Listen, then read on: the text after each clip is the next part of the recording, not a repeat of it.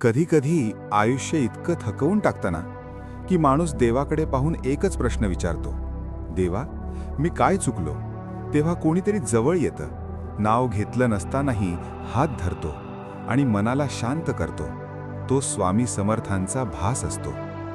आई वडील दूर असतात, माणसं बदललेली असतात आणि आपल्याकडे फक्त अश्रू असतात.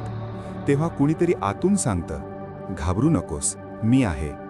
तो आवाज कुणाचा असतो माहितीये? तो असतो स्वामी समर्थ महाराजांचा. रात्री डोळे मिटलेले असतात, पण मन जागं असतं आणि अचानक एक विश्वास उगरतो. आज नाही तर उद्या माझं दुःख नक्की कमी होणार.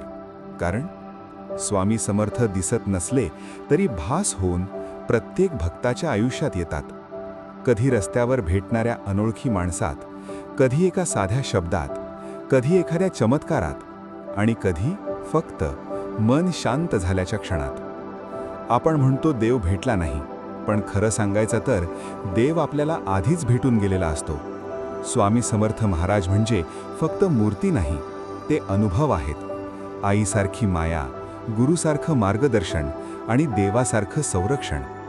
आजही तुम्ही त्रासात असाल, डोळ्यात पाणी असेल आणि शब्द न सापडत असतील, तर फक्त मनात म्हणा, श्री स्वामी समर्थ. ते ऐकतात, ते येतात आणि भास होऊन आपल्याला पुन्हा उभं करतात.